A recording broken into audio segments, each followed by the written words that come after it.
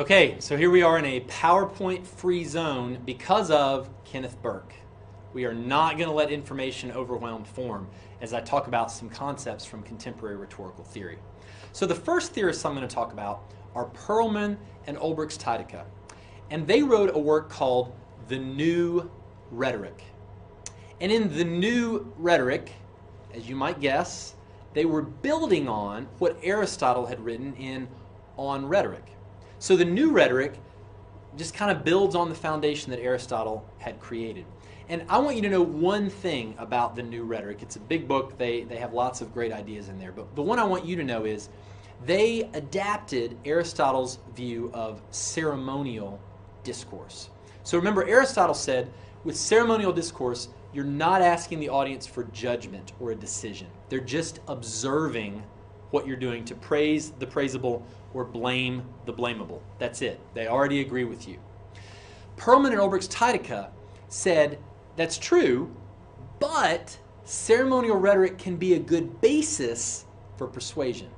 Because if you affirm things that people already feel, it might make them more inclined to listen to your persuasive argument later.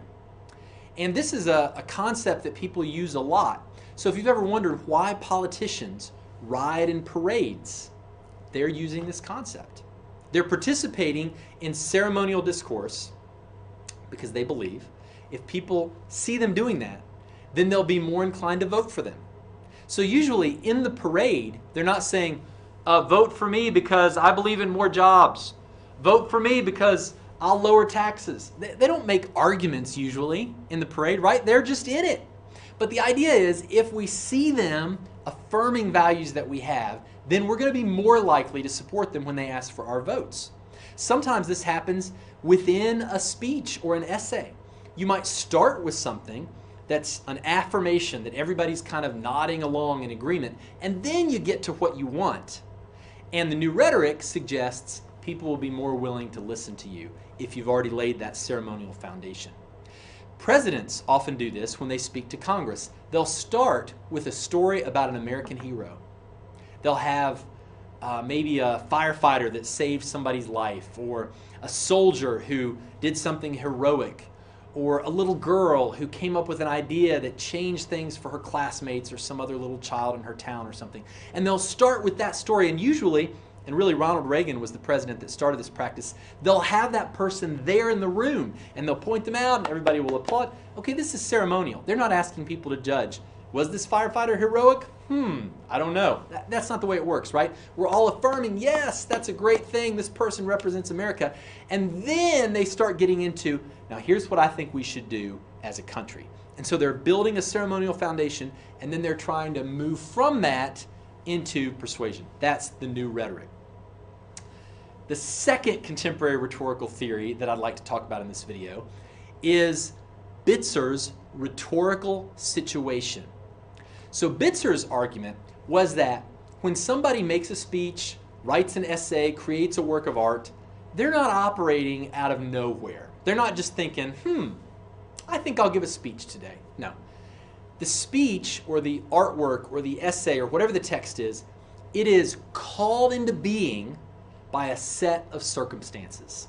That's what the rhetorical situation is. And Bitzer said there are three parts to any rhetorical situation. Three things that in combination call a text into existence. The first one is exigency.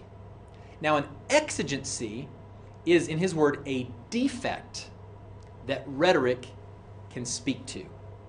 So, let's say that there's a rash of thefts on campus.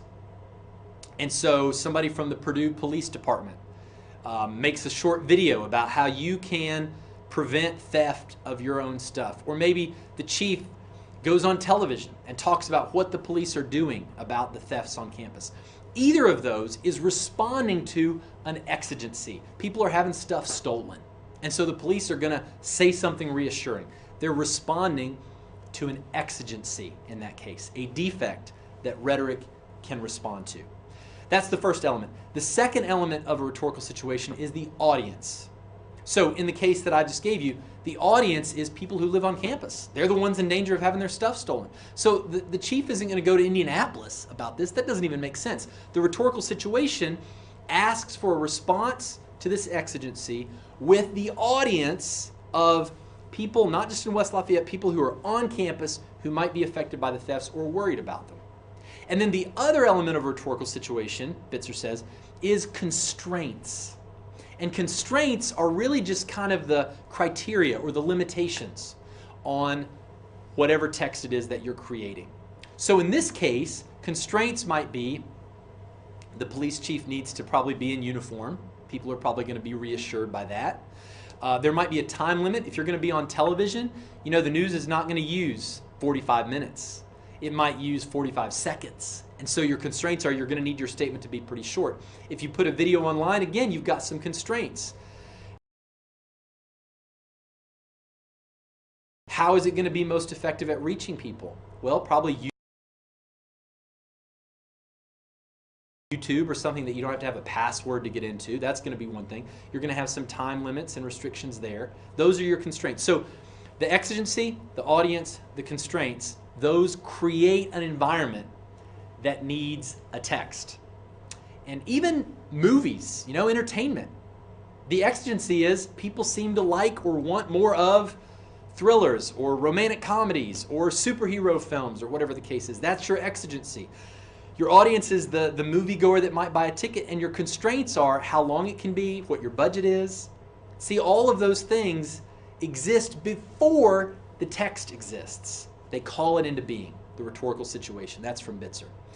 The third contemporary rhetorical theory concept that I want to share with you in this video is feminist approaches to rhetorical theory. So starting in the 1970s, really, feminists started to produce their own version of rhetorical theory. And part of this was a response to a feminist complaint, kind of like Plato, that rhetoric is bad because they saw it as being patriarchal or supporting men being in charge and violent.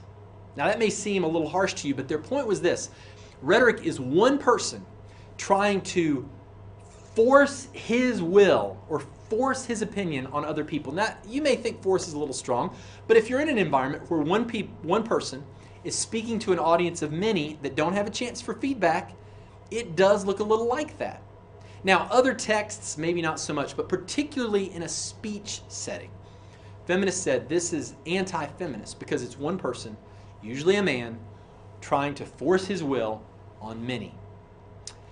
That was Sally Miller Gerhardt's perspective. Now, along came people a few years later like Foss and Griffin, and I had those names in our last video, Foss and Griffin. They came up with what they saw as a corrective to the masculine, patriarchal form of rhetoric, and they called it invitational rhetoric. And their idea was a speaker speaks and then invites feedback, invites suggestions from an audience. And then based on that, the speaker speaks again, gives another idea that's adapted, and then invites feedback. So we still have one speaking to many, but it's more collaborative. And the idea of invitational rhetoric is you work together toward a solution. This is a little like Plato's approach to dialectic, but updated for the 20th century, a feminist approach, invitational rhetoric. Finally, from George Cheney, who actually got his PhD here at Purdue University, the concept of organizational rhetoric. Organizational rhetoric is the idea that an organization, a company, a university, a church can speak, can act. And in some ways, that doesn't seem to make sense. How can Purdue University, 10,000 employees, 40,000 students, how can it say something? Is it a building talking? No, that doesn't make sense. But we understand that if we get a letter from a person in the bursar's office or the registrar's office, that we can say, hey, I just got a letter from Purdue. It's kind of a shorthand for our lives. It makes things simpler, doesn't it? If we don't have to remember the name of every single person associated with an institution, we don't have to know who sends us our electric bill every month. We just know it comes from the electric company. If we have a problem with a product, we can call the company. Again, that seems kind of weird, but we've accepted that as a part of everyday life. And so Cheney writes about organizational rhetoric. Both the fact that it's useful, that it simplifies our lives, but also that it has some downsides. And two of them, I think, have been written about the most. One is the problem of accountability. So let's say you have a problem with a consumer products company. You call their 800 number. Is the person on the other end of that line going to be able to help you and fix the problem? Probably not, because that person didn't create the product. That person's at a call center somewhere. They're not the engineer, the inventor, or whoever that created the product or the packaging that you're having a hard time with. And so it's going to be very difficult for you to get somebody in the organization to say, that's my fault and I'm going to deal with it. It's easy for even a CEO to say, we're working on that, when it means it's not the CEO personally who's taking responsibility. It's distributed throughout the company, which means that both everyone and no one is responsible. So accountability is a problem of organizational rhetoric. The other problem that's identified a lot is representation. So let's say you're a Purdue student. Let's say Purdue announces some plan that you think is stupid. You hate it. You think it's ridiculous. You go home and somebody in your hometown says, hey, I see you all at Purdue are doing this thing. You disagree with it. Nobody asked your opinion, but you get lumped in with the organization because people assume the organization represents everybody associated with it. Not always the case. In fact, could you ever get 50,000 people to agree on any one thing? It would be difficult. And so organizational rhetoric is both a good thing. It simplifies our lives. It allows us to live in a modern world with all kinds of organizations that exert influence over us. That's good. But it's also challenging because it makes accountability and representation both a lot more complicated. So those are some contemporary rhetorical theories, just thumbnail sketches. And in our next videos, we'll look at some specific theories in more detail.